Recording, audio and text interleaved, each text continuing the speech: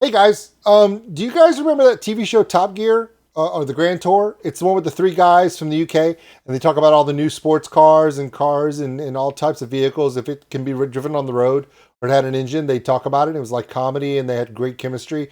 They were stupid and silly and funny, but yet informative, and everyone fell in love with them. Well, those guys aren't on TV anymore because they got old and like became farmers and shit. But anyway, so we have a new vehicle for the army, and we don't have those guys, but we have our own three guys. Yeah, it's a guy that eats crayons named Zach, and a guy that knows way too much math. His name is Ethan, and then there's a guy named Nick, and he would be the gorilla of the group, mainly because he dressed up for the occasion. He's wearing his black tie tank top. Yeah, it's those three guys, and they're doing a review, and I'm going to do a review. But before I do my reaction to their review, I have to kind of do an intro video because I got to explain myself.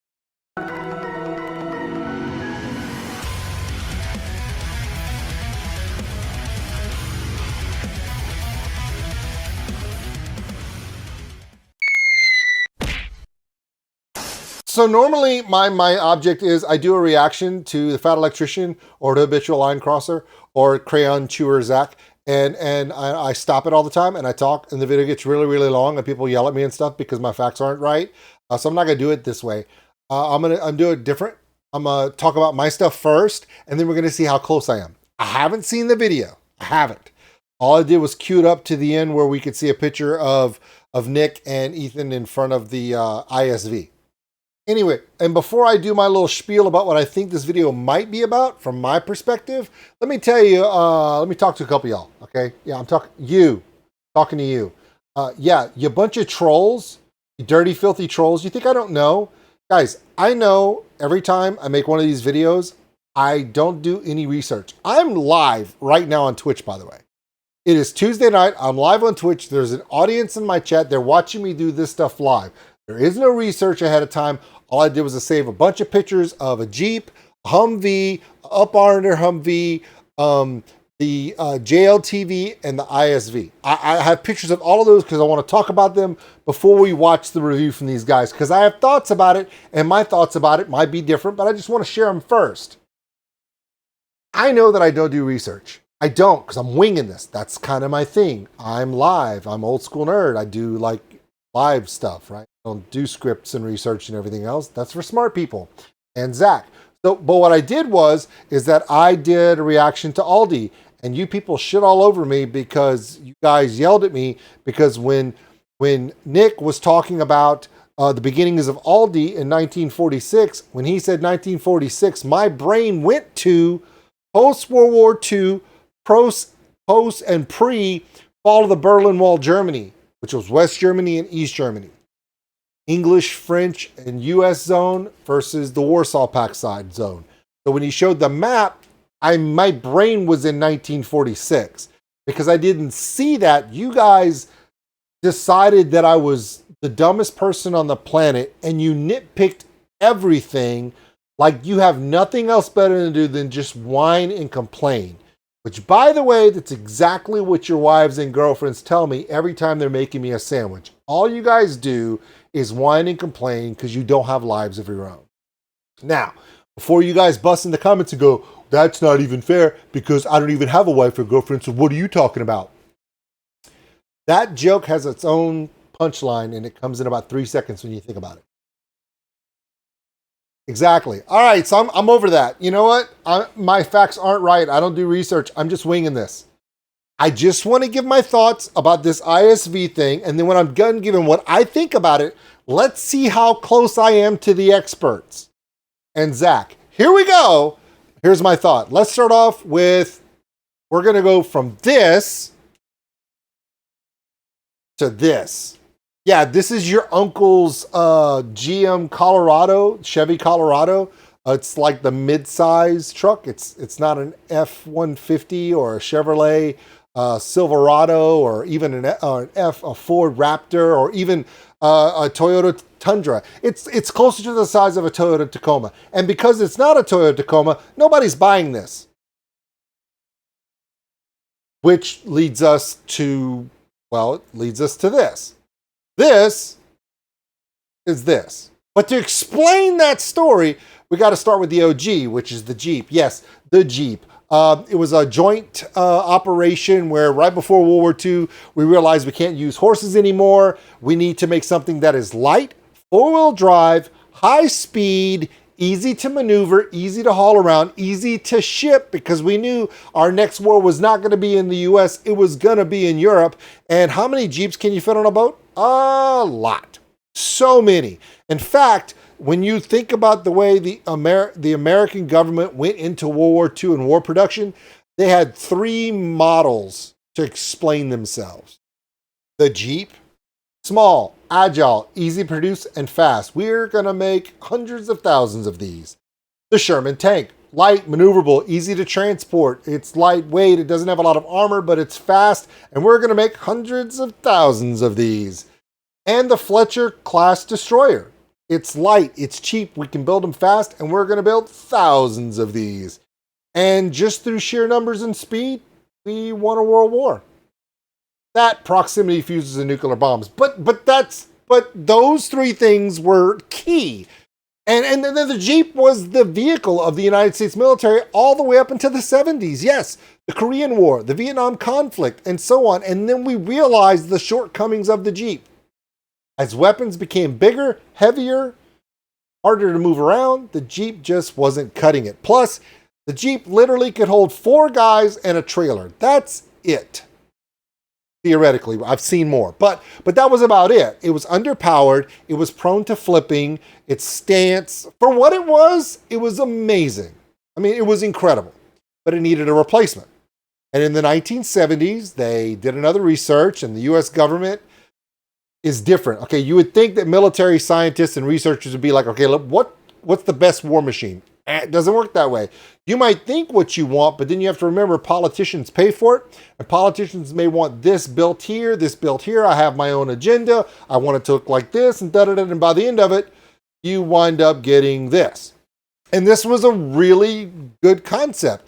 I think that in the 1970s, the research of the 1970s, ending up towards the back end of the Cold War, we made 3, or actually let's just say 4 distinct, amazing things that we did that were just amazing from the get-go.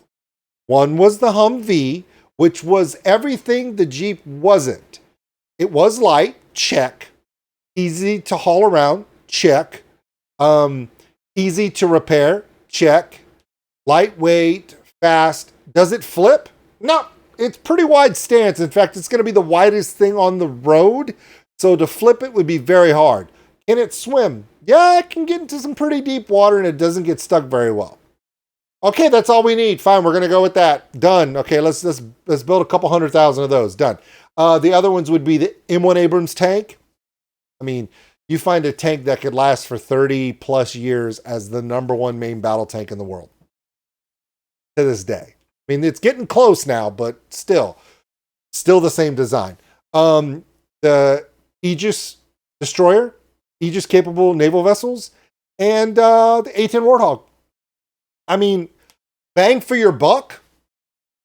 Those 3 things, I mean, bang for your buck. And they're still known around the world, but the Humvee stepped in for the Jeep, the modern warfare. Now remember, for the Humvee, there was a specific type of war being fought, the Cold War. The whole idea of the Humvee had nothing to do with frontline combat. That was the Bradley and the M1 Abrams and Apache helicopters, A-10 gunships, and in that mobile infantry hit and fade Cold War scenario of Warsaw Pact storms across the line into West Germany, into Eastern Europe. They flood everything, and we just delay. And we had to be moving fast moving, hit fade tactics, try to forestall. And the Humvee was perfect for that. In fact, it was so great that when we got to Desert Storm, the first Gulf War, it showed its best side, and that was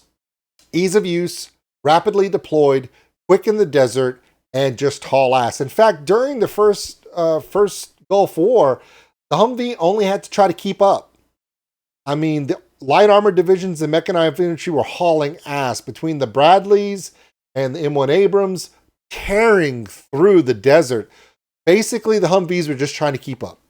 Keep up, tow missile, keep up, tow missile, keep up. And behind that massive aerial dominance campaign of the first Gulf War, it worked out really, really well.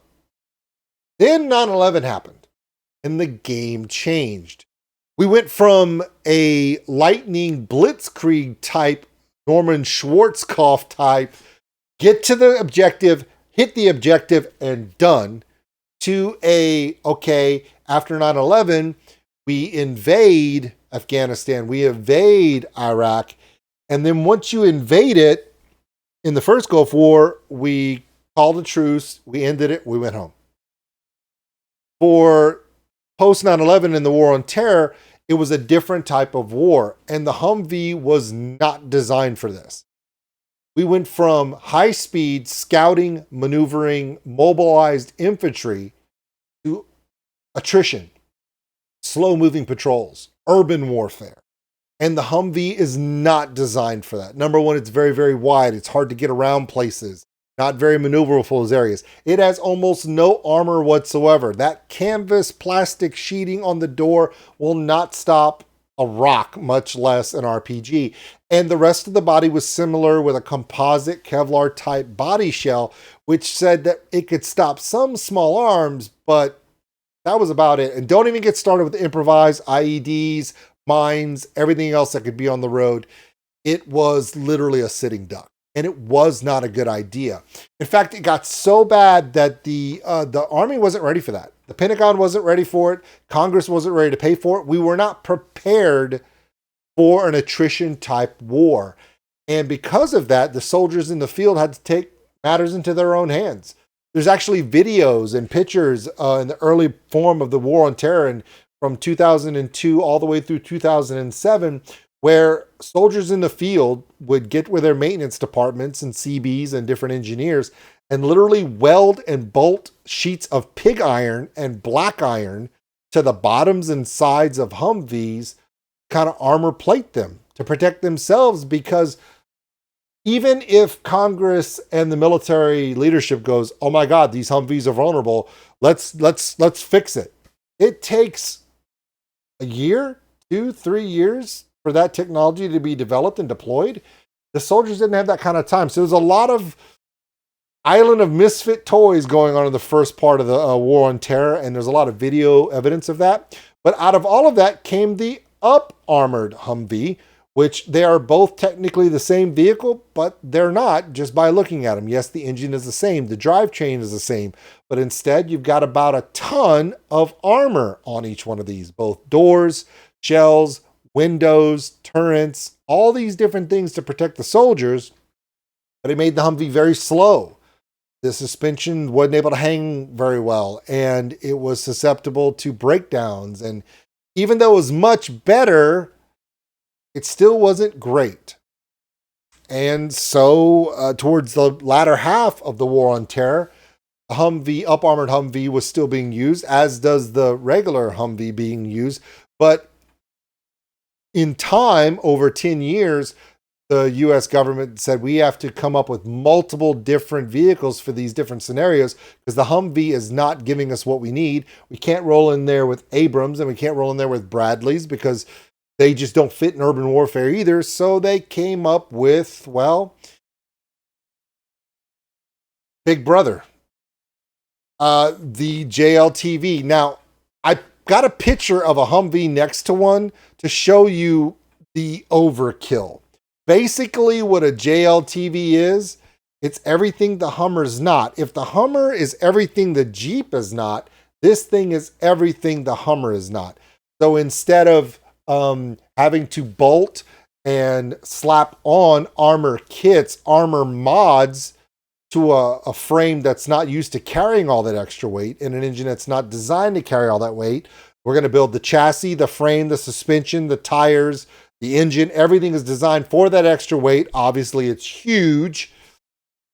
But with that comes in also a huge price tag. And the one thing that made the Humvee a lot like the Jeep, high mobility and ease of logistical maneuver. I don't mean driving down the road. I mean loading one into a into a Chinook, opening one and loading them up into a C-18 or a C-5, shipping them on ships. You'd be surprised. Weight matters. And even though weight is more conducive to crew survival, and that is paramount, the logistical nightmare still exists. So, I mean, it's great. They solved the attrition, urban warfare, slow patrol, IED, high vulnerability, high hot zone combat role that the Humvee was ill-equipped for with this monster, and that's great. But now you got a big, slow monster that you can hear from 5 miles away. You're not sneaking up on a blind and deaf person with this thing, and their logistical nightmares. So, the Army went with a different idea. Around the time where all our auto companies needed to be bailed out, we said, you know what?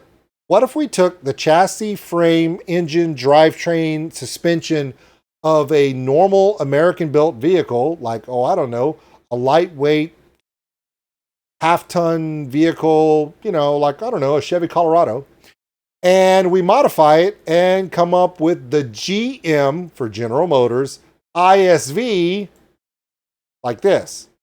This is this, but about 120, 130,000. It's extremely fast. Whereas a Humvee could only go 55 miles an hour, this thing 80 plus, carries 9 soldiers. And it looks like they have gun seats like you're on the side of a Black Hawk helicopter on the sides. It's fast, it's maneuverable. So what does it do? It changes the battle philosophy to the strategic need. We had to change everything that the Humvee was because of attrition, slowed down, urban, high volatility warfare. In the modern battlefield, we'll still use that giant monstrosity. We'll still use up-armored Humvees. But what about the scout missions? What about the squad level missions? Getting in, getting out. This seats 9. That's a rifle squad. That's a rifle squad. A whole team, whether it be spec ops. I'm sorry, I gotta imagine that if it's a Colorado, there's a decent muffler on this bad boy where you can get it in and get it out and not make a lot of noise, low profile, high speed. It's perfect for spec ops and for regular operations. I mean, just the speed alone gives you an option of getting in and getting out. If you want to go in force, Bradleys, M1s, Apaches overhead, some drone strikes, everything you need. But even that big monstrosity, a JLTV, you put that on the road and that's a big target that's very loud and you can hear it coming and you can feel it coming. Very good chance I think these things are in and out before anybody knows you're there. That's invaluable in the modern battlefield. So, this is what I've gleaned from the pictures that I've seen. I've not seen the video that these guys have made. I'm very much looking forward to it. I'm going to enjoy this like a Top Gear episode with the guys from Europe. Except these guys are all Army vets of different particulars. Like Nick and I are both former Army medics.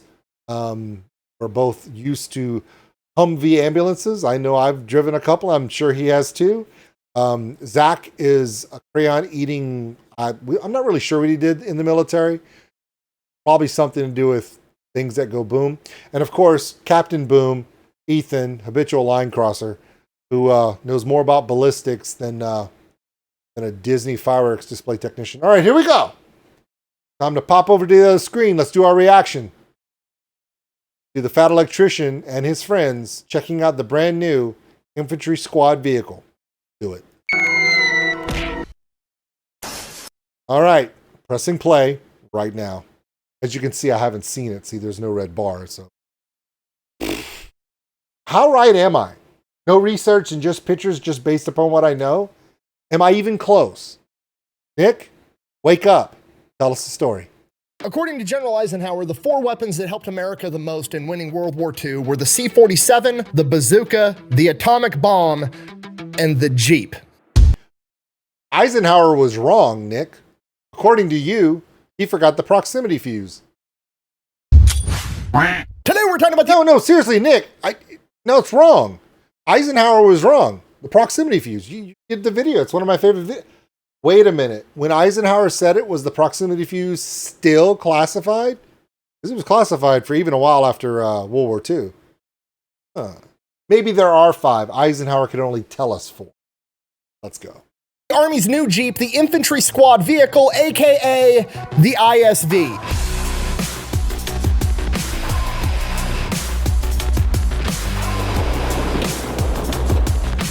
All right, here's the deal. This video is a little bit different than usual because I got the opportunity to go out and do some unusual stuff. I got to go out to Fort Campbell with the 101st Airborne Division. All right, Fort Campbell, 101st Air Assault. I went to Fort Campbell. I did my basic training at Fort Sill. By the way, I will be doing a series about my military experience, at least the beginning of my military. I'll do a series on my different phases of boot camp at Fort Sill. That's fun. We'll talk about the people, the equipment of everything in the 90s, how the drill sergeants worked with us in the 90s, some behind the scenes stuff from the 90s. This is all pre 9/11. So it's funny because, let's be honest, every military veteran will tell you the greatest time in their life was basic training. The worst time in their life was basic training. Why? Because everything they did in the military was horrible, but they can laugh their asses off about it now. Literally, Fat Electrician and his friends have literally made lucrative careers out of all the bullshit, crazy stories they came out with. I have a few too, but mine's pre 9/11, so I don't have as much fun as they did. But yeah, Fort Campbell, I've been there. I went to Fort Sill for basic training, went to Fort Sam Houston for my medic training. Then I went to Fort Campbell to do 2 things. Air Assault School, which is 10 days of chaos and stupidity, where you take a perfectly good rope and rappel out of a perfectly good helicopter for assault. But then also I did flight crew training for multiple weeks, because if I was going to be a flight medic, you had to have certain training in both the UH-1 Huey and the Black Hawk, because back in the 90s, reserve component units were still using the Huey. Yeah, no kidding. And so, yeah, I had to learn on both to be a standard crew member, not a crew chief, not a crew mechanic, but I had to understand the inner workings of the helicopter and emergency operations so I could do my job as a dust-off medic. That was my job. So when I see that Screaming Eagle patch for the 101st Air Assault, that's what I'm thinking about. Actually, if you look at this guy's, he has an Air Assault badge. He has a combat. This staff sergeant has a combat one that has the. Let's keep going. And I got to see the ISV firsthand with my buddy Ethan, Mr. Habitual Line Crosser here on YouTube, and my buddy Zach, veteran with a sign. You would not believe how many places there are to put crayons. There's so much room for activities. We were filming an Holy shit. episode of our Pepperbox exclusive show called Habitually Fat, where me and Ethan go out and we tour military museums. I'm sorry I'm stopping, but this is the part I wasn't prepared for. Check out Pepperbox TV. I did do the free 14-day trial, and then I immediately got my membership. They do all kinds of amazing shows. The episode of Habitually Fat, where they go to Fort Sill, is amazing. All the stuff there. I mean, Nick's knowledge of military history, he's really spent the time to do his research and learn all the great stuff of the past. Stuff that Ethan knows is stupid new, where he has to actually be careful what he says. Which is hilarious because none of them really do. Historic sites, and we go out to military bases. If you want to go check that out after this, I'll have a link with a free trial down below. Anyways, going into this, I had some reservations. I've seen pictures of the ISV. I think it's really cool looking, but also I've got some reservations. Like, I don't know how fun it would be to roll into combat in a dune buggy with no doors, no windows, and no armor. So today, we're not just going to look at the ISV. We're going to look at the Jeep and the Humvee as well, so we can understand the historic precedent that has led us to the point that the Army is now. I thought he was just going to do a video about the ISV. Now here's the problem. I'm doing this live on Twitch. There are 15 people in my lobby right now. All of you saw me film this last part. All of you watched me go grab those pictures off the internet because I just wanted to talk about the vehicles that I knew of before this one. He's going to talk about the Jeep and the Humvee as well. Everyone's going to think I've seen this before. And I promise you I haven't. I've been wanting to, but I've been waiting. Yeah, I don't have the red bar across because I haven't seen it. Nick's looking high again. Wake him up. now procuring what amounts to warthogs from the Halo video game. And it's probably going to get pretty unhinged somewhere along the way. Regardless, we're going to get to it right after a word from our sponsor. This video is brought to you by Element. Okay, we're not going to overcomplicate this. It's just a hydration packet, okay? You buy a box, it's got a bunch of sticks inside of it, you pour that inside of your water, and then next thing you know, you're pissed. Got sodium, potassium, magnesium. The basic light element. Little, I actually use it because it's good for my, I'm intermittent fasting and I can drink elements and don't break my fast. I'm going to skip through this because it's not my sponsor, it's his sponsor, but please check it out. All right, 1941, World War II, Germany is occupying North Africa. Being so far away from Germany, they are heavily relying on airplanes for most of their logistical support to be able to move supplies and men around the country. Because of this, the British SAS, specifically Major Sterling and the legendary Paddy Mayne, who I may or may not be doing a video on soon, come up with the idea of attacking these German airfields, destroying their planes, thus crippling their logistics. And the first time they attempt to do this, they use the conventional knowledge of the time. They conduct an airborne operation. They drop 64 paratroopers right outside the airfield. The problem with that is everybody knows the conventional knowledge and the conventional tactics, right? Those airfields are covered with anti-aircraft guns, and by the time those airplanes come, the troops jump out, they float to the ground, they get out, the Germans are ready, and they're there to defend. And it was a complete disaster. Out of the 64 men that conducted that raid, only 22 survived. It is at this point that Major Sterling realizes they do the North African, the Night Raiders is what they called themselves, the SAS Night Raiders. Is this where they took the Jeeps and they strapped, not Browning machine guns? It was the ones that they had. Got the Vickers. They did the dual mounted Vicker mounts on the tops of the Jeeps and did drive-bys. Yeah. He's telling the story about this, which is awesome. Hopefully he has all the information. This isn't going to work. We got to do something different. They need to figure out a new strategy to be able to get inside of these airfields, hit them hard, fast, and be gone before they even know what happened. To do this, they turn to a new American invention, the Jeep, the first ever mass-produced four-wheel drive off-road vehicle. They cover it with machine guns and modify it to perform better in the desert. Then the tactic becomes driving quietly at night up to these airfields, identifying where they're at, parking the Jeeps, dismounting, going into the airfields, sneakily planting explosives on a bunch of the planes, going back to the Jeeps, detonating the bombs, and then taking the Jeeps that are covered in machine guns, by the way, and strafing everybody as they drive through. Yes. Driving them straight down the center of the airfield and shooting absolutely everything else that wasn't blown up.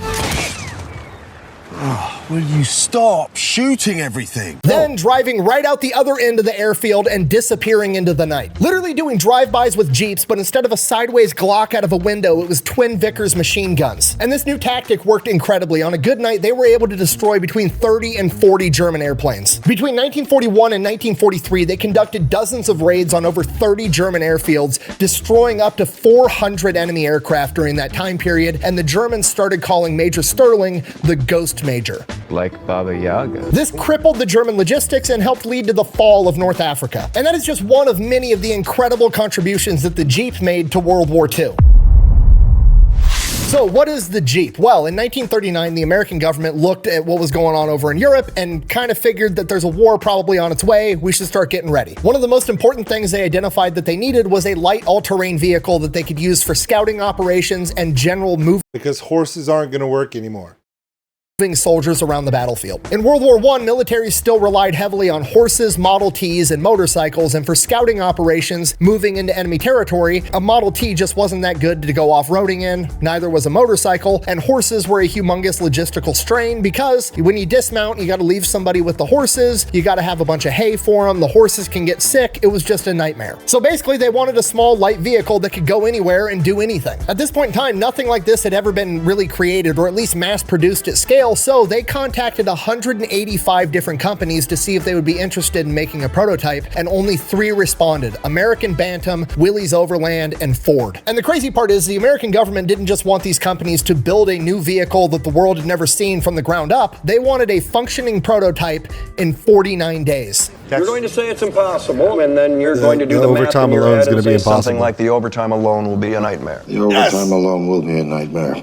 Get started. Which is absolutely crazy to not only design, but manufacture a functioning prototype in 49 days, yet one of the 3 companies manages to do it, American Bantam. They create the BRC, the Bantam Reconnaissance Car. It gets delivered 30 minutes before. But unfortunately, I think Willys and Ford made most of them, because I think, if I'm not mistaken,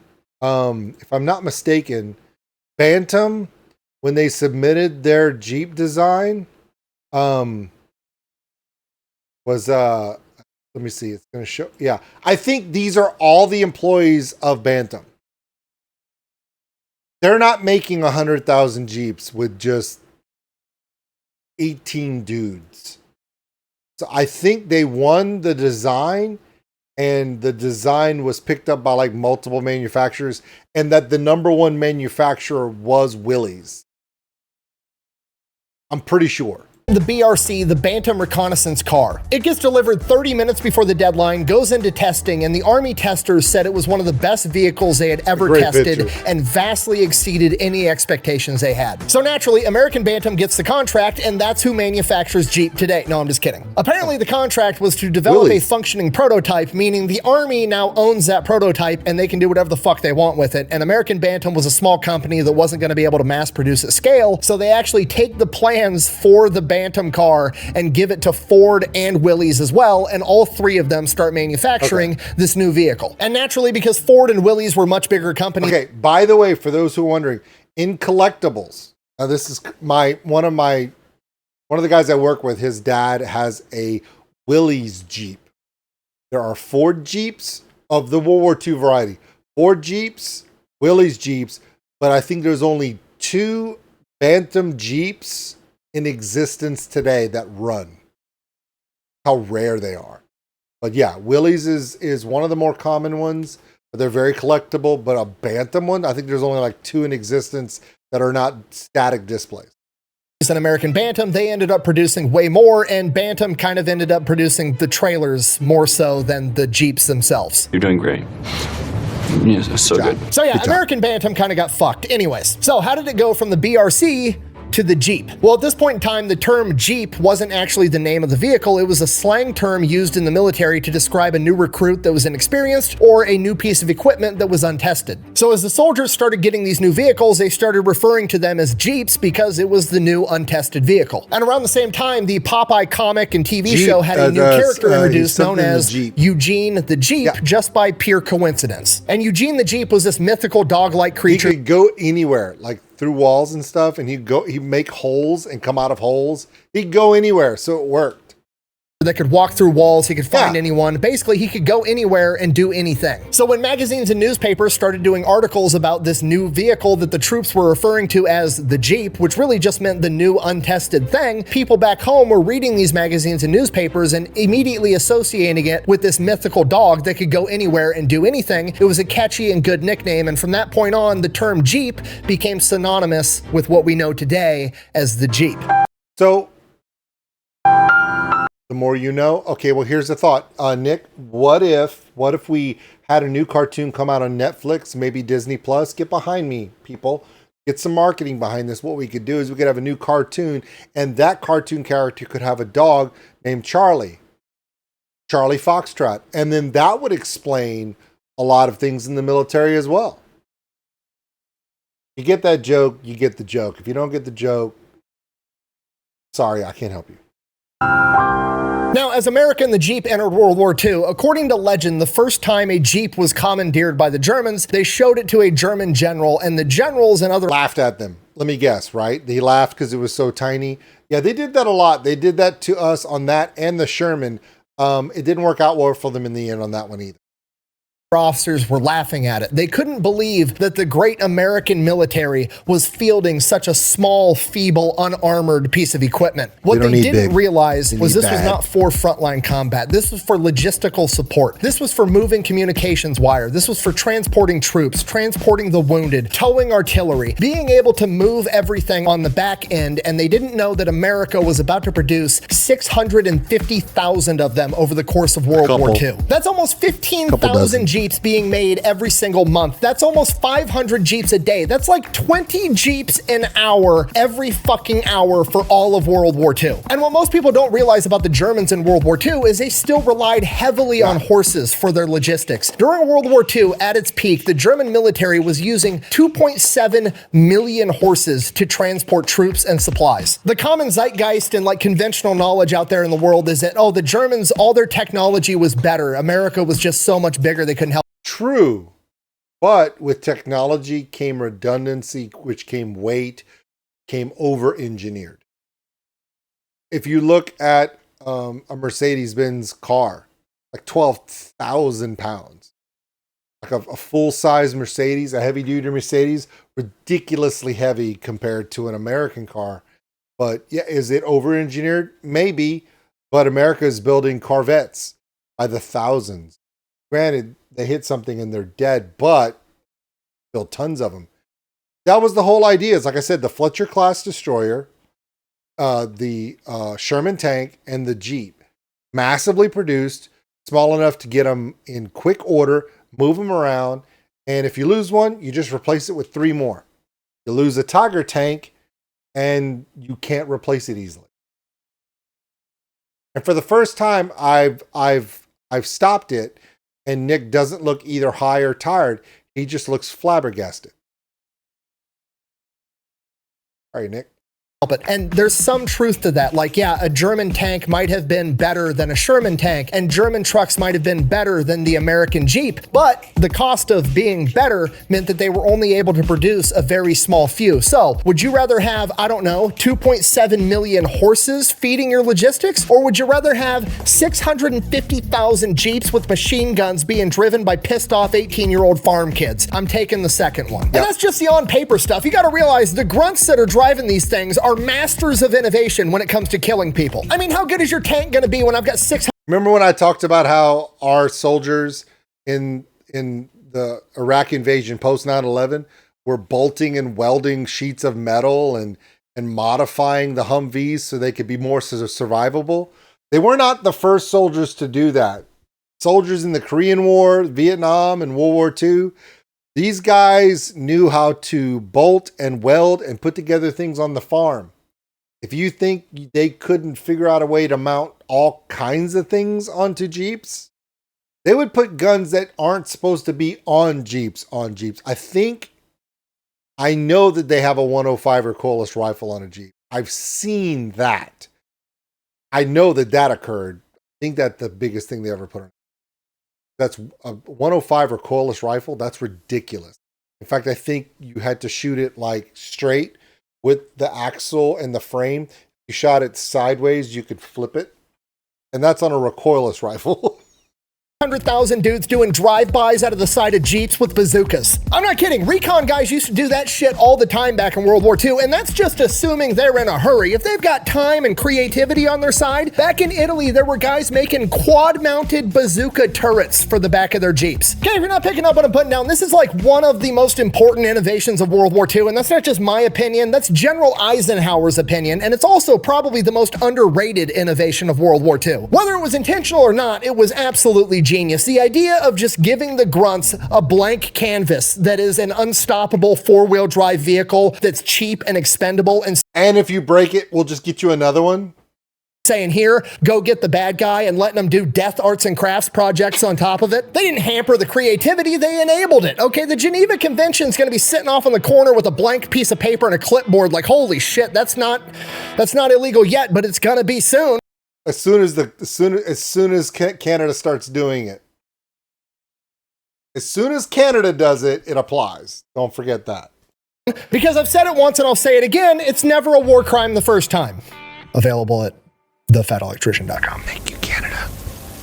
I mean, it's only going to get worse, too. I mean, after World War II, we literally had the Davy Crockett where they stuck a recoilless rifle, basically a big bazooka for all intents and purposes, and then mounted an atomic bomb to the end of it. So yeah, the big takeaway from the Jeep is make it mass producible, make it fast, make it cheap, make it 4-wheel drive, and make it a blank canvas so the grunts can get creative with it.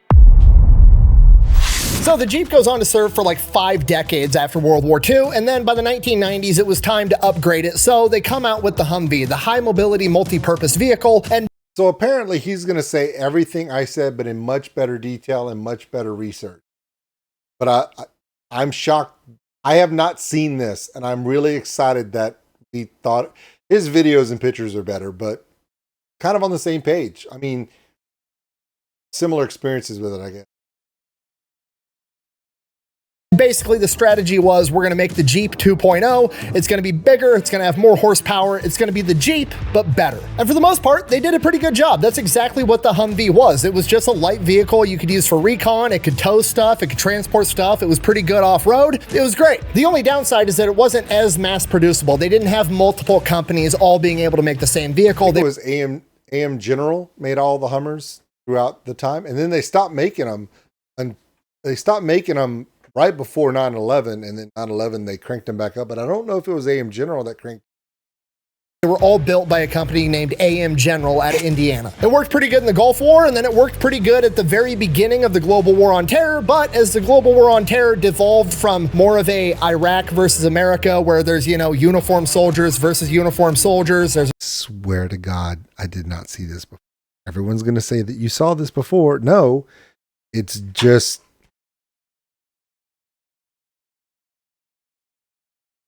history, man.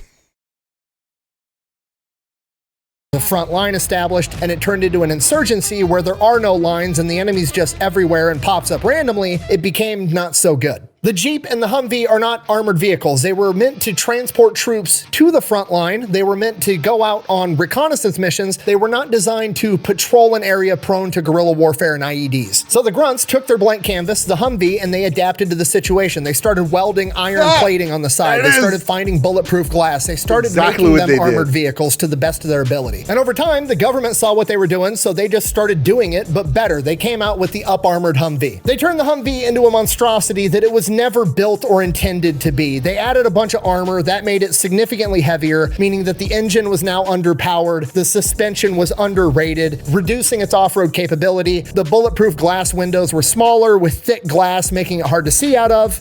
I can't see fucking shit out of this thing. The added weight in the undersized engine also meant that it was slower, it couldn't go as far on a single tank of fuel, and it was harder to transport. You can't airlift in multiple Humvees as fast when they weigh 5,000 pounds more each. Then as time went on, they came out with other vehicles that were actually designed to handle this type of combat. They came out with the MRAP, and then they came out with the JLTV, which is essentially an up-armored Humvee that was designed to be an up-armored Humvee. It has an engine appropriate size, a suspension that's the appropriate size. It was actually built to do what that does. Which brings us to today. And I think he's about to cover the part that I mentioned. Yeah, so they made the purpose built for that theater, for that war. That war's over, by the way. We're no longer in Afghanistan. What is the modern battlefield? I think it's gone back to mobility, speed, lethality, get in, and basically get the fuck out. That's what I think. Okay, just to recap, the military needs mobility. First, the military had horses. The horses turned into Model Ts. The Model Ts turned into Jeeps. The Jeeps turned into Humvees, and then the Humvees got bastardized and turned into a wannabe tank. So now the Army needs a new Jeep. Cue the Army's new program, the ISV, the Infantry Squad Vehicle, basically a Mad Max style dune buggy. And as I said earlier, originally I had my doubts on this vehicle, but after going out to Fort Campbell and getting hands-on experience with this thing and researching into the historical context of what this vehicle is actually supposed to be and do, this thing is fucking awesome. And just so we're all on the same page, the ISV is not replacing the up-armored Humvee. It's not replacing the MRAP. It's not replacing the JLTV. All of those are staying in the capacity that they're in. This is not going to be the primary vehicle for mechanized infantry. This vehicle is truly the Jeep 2.0. It is a logistical asset to move stuff and to move people. To move people, we've got the ISV, the Infantry Squad Vehicle that can seat 9 guys, aka an entire rifle squad. To move stuff, we have the Infantry Utility Vehicle, which can seat 4 guys and has a fucking truck bed. And when it is used in missions on the battlefield, it's not going to be used instead of an up-armored Humvee. It's going to be used instead of walking. Missions where the scope of the mission is to insert guys via helicopter, then they have to walk 10 to 15 miles to the objective and then get eyes on the target. Instead of that, now they're going to insert these guys with a helicopter. 2 ISVs fit inside of a fucking Chinook. They're going to drive dune buggies out the back back of the helicopter, drive 8 miles to the objective, throw a camo net over the ISV, and then walk the last 2 miles. I can't stress to you enough what an advantage this is over walking, because now they're going to be able to bring in more shit. They're going to have more ammo, more food, more water, more medical supplies, all readily available because they don't have to walk 15 miles with it strapped to. Yeah, the way we used to do it, and it sucked, was, I mean, basically what it felt like was, well, Some motherfuckers are always trying to ice skate uphill. that's what it felt like. But yeah, could you imagine? Okay, not only just for squad level stuff, could you imagine Spec Ops using this? Got to be quieter than a Humvee. Oh my God, Humvees, and then the new vehicles, you can hear them and see them for hundreds of yards, thousands of yards. You can hear them miles away in the right environment. So you're not sneaking up on anybody. You ain't even sneaking up on a deaf blind guy. And these things, I bet you they're really quiet. With a modified engine and an exhaust, especially for Spec Op teams, it's super quiet. They can get in, stop it, camo knit it, get in. Then the most important thing is to get in and get out. That's the key. Getting out, bugging out as soon as you get you're clearing datum. You're clearing the zone, and I think that's the key. Can't do that in an up-armored Humvee. Not only can you not get away, but you're an easy target the whole way out. Granted, you're up-armored, so you don't care, but still, it's a different philosophy. The change of philosophy for the Humvee to become the up-armored Humvee, and then the modified wheeled tactical vehicles we have, are because of the attrition urban warfare of the last 20 years. Now the modern battlefield will have other options, and this might work. Might really work well. I have reservations too, but Nick talking about it tells me he would have the same critical eye on it that I would. As a medic, my biggest concern was our casualties, our force depletion. And it sucks because, you know, how many wounded casualties can I get to the battalion aid station in that thing versus an ambulance Humvee? Believe me, I could get them there way faster and I could save lives. That's what I was thinking. They're back. They're going to be better rested because they get to sleep in longer because they don't have to walk 15 miles. They get to drive 80% of the way there. And once they get to the objective, they're not going to be dog-ass tired again because they didn't have to walk 15 miles with 85 pounds of shit on their back. Buh! I'd still rather have an armored vehicle. Buh! Yeah, no shit, Sherlock. That wasn't an option. The question was not, do you want to drive an up-armored Humvee or a fucking dune buggy? The question was, do you want to fucking walk 15 miles and carry all the shit on your back, or do you want to drive the Warthog from Halo 3? Okay, basically, you could either show back up to battalion headquarters or to the Fort area operation area. You could come back from a mission and show up to after action report debriefing looking like a bunch of guys who just literally spent 12 hours mop 4 at Fort Hood in July. Or you could walk in, well, like this.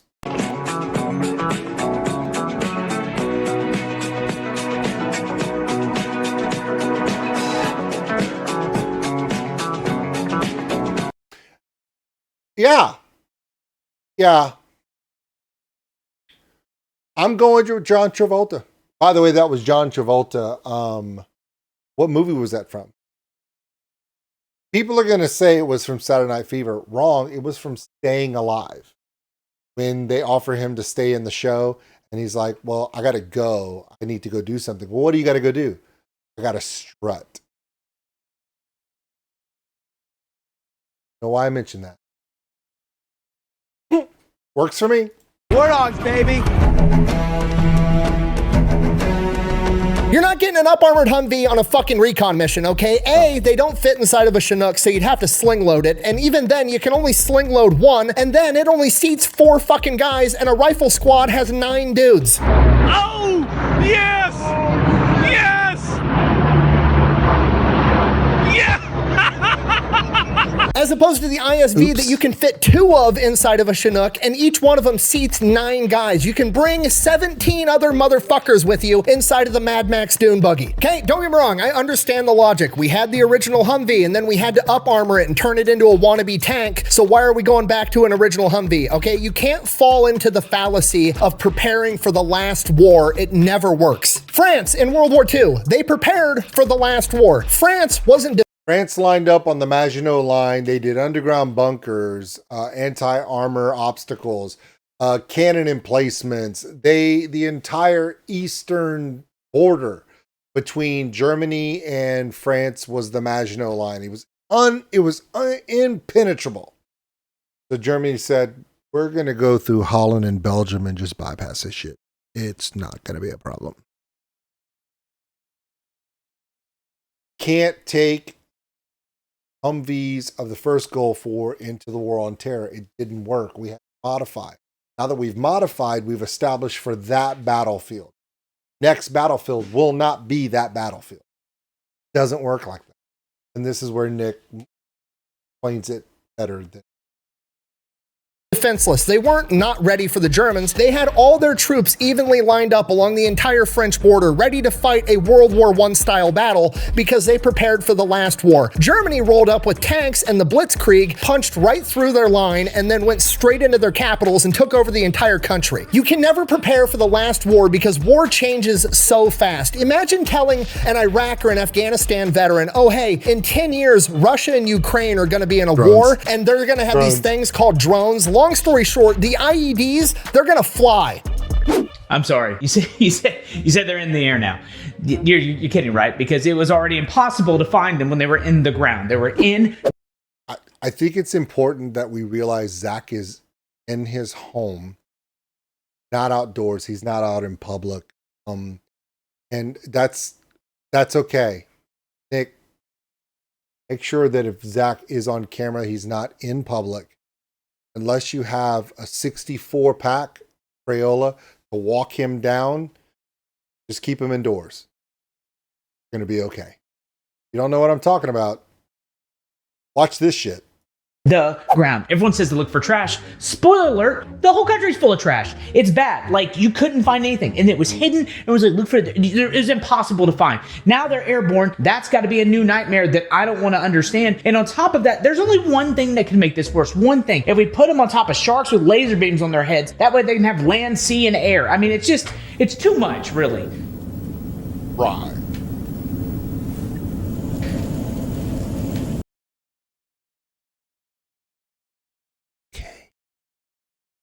Two speeds,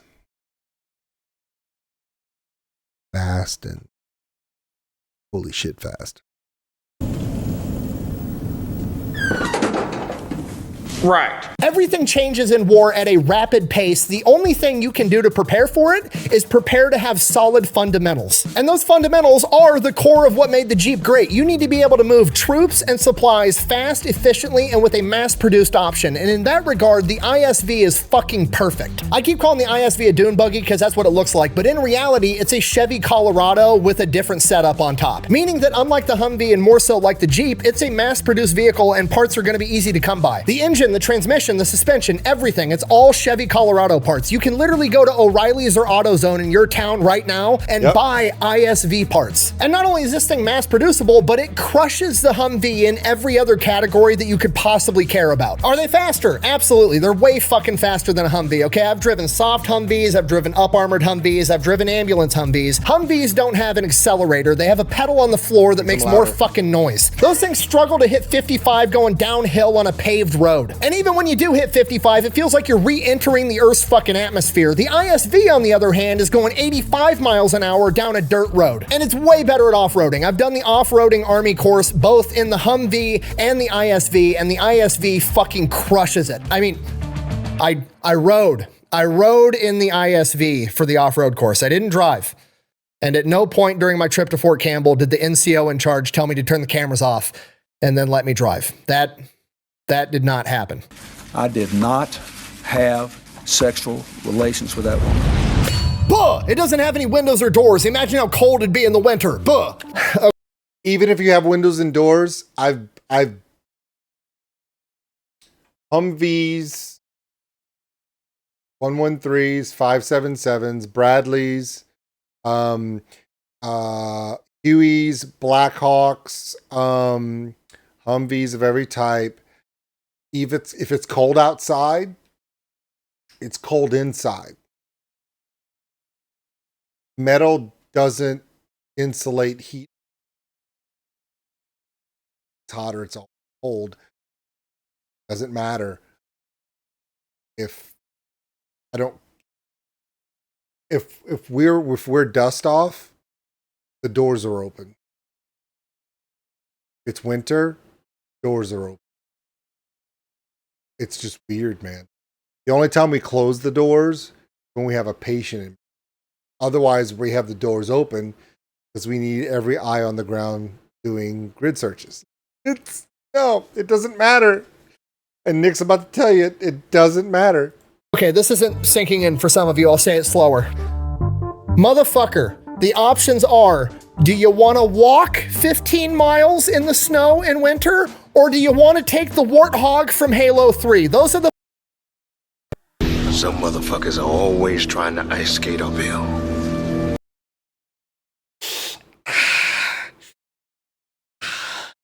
fucking options. Anybody with a brain is taking the Warthog. And it doesn't have a full front windshield for multiple reasons. One, you're not going to have glare if you're using night vision at night. Two, you're not going to have mud and shit getting... 20 bucks says number 3. If he does 3, it's because so you can shoot through the front. Right? Because you can't if there's armor plated glass and everybody knows you got to be able to shoot, right? Flung up on the window, waiting for the windshield wipers to work, and 3, so you can shoot out the fucking front. Every car chase action movie ever, first thing that happens, window gets shattered, good guy has to push the window out of the car to be able to return fire or to see to drive. We're just going to eliminate that situation right out of the gate. Now, fair criticism, why the fuck isn't there a turret on the top? And to be fair, I agree, that would look dope as shit. However, then it wouldn't fit as well inside of the helicopters, so they compromised and they put swivel mounts on either side so that the gunners for the 240 and the saw can mount their machine guns out the side. You've got door gunners. You've got pivot points for door gunners. Hold on, stop. Again, haven't seen this video, but he's looking at me and I'm looking at him and he knows what I'm going to say because I know what he's going to say. Nick, let me guess. If you are a door gunner in a Blackhawk or a Huey, like for me, you're a door gunner. It is a flyby. If you're in a vehicle on the road and you're a door gunner, that makes it a... Yeah, it makes it a drive-by. Which made me ask the 101st Airborne one simple question. I don't know if it's changed your training at all. Like, you know, in a Humvee, you pull up. Is there a drive-by course? Oh, God damn it. Now, on the record, I kind of received no comment to that question, but could you imagine how awesome that would be, having an expert marksman? If you had, yes, it would be, but it would be like, okay, so you would have, so you have expert, and you'd have like rifle, grenade, and then you could do door gunner. Is there a door gunner combat badge? That would be slick. I'm in. I didn't get one of those. That sucks. Shit badge for drive-bys. So you're telling me there's a chance? So just so we're all on the same page up until this point, it's mass producible, it's faster, it carries more people, you can fit more of them on a helicopter, and it's better at off-roading. And the 6th bullet point, holy shit, is it significantly quieter than a Humvee. Like, you can stand next to the ISV. I'm pretty sure a SpaceX Falcon 9 booster is quieter than an idling Humvee. I could ask Elon. Not there. He's on Mars. And have a normal conversation at a normal talking voice and completely hear each other. A Humvee you can hear from 150 fucking yards away.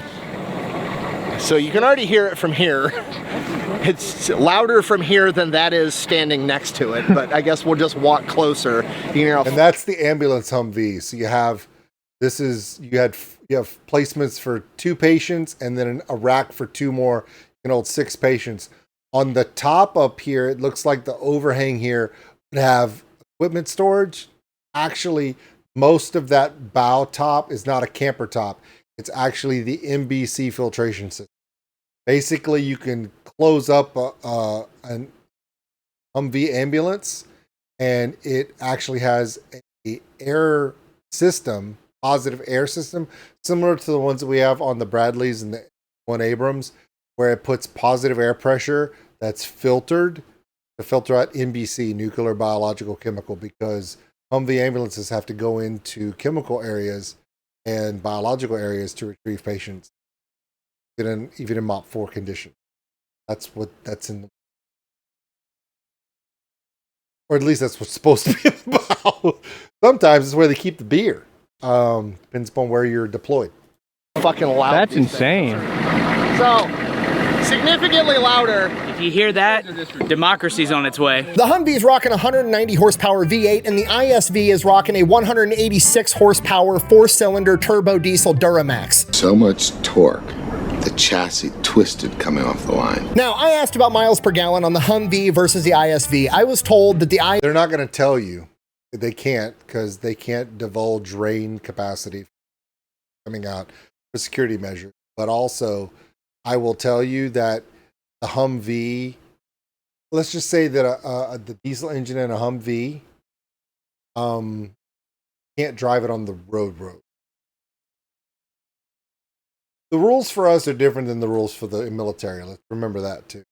ISV is significantly better. However, giving me the official stat on what the gas mileage is was classified information, because then, you know, the enemy could make plans around, you know, how far the ISV can travel, blah, blah, blah, blah, blah. Translation, the military doesn't have to abide by EPA emissions regulations, and they don't want you to know that this thing probably gets like 70 miles to the gallon. I was also told by several GM technicians, aka mechanics, that not having all the EPA emissions bullshit inside of this vehicle makes the engine way more reliable. And the best part, it's cheaper. A brand new Humvee, a soft shell Humvee, not an up armored Humvee, a soft Humvee. The direct comparison to what this vehicle is supposed to be is $233,000 brand new. This thing is $153,000. Don't get me wrong, 153 grand's a shit ton of money, but when we're talking about DOD money, it's fucking pocket change. It's literally nothing. A single Javelin missile is like $200,000, and you're getting this dune buggy for 153.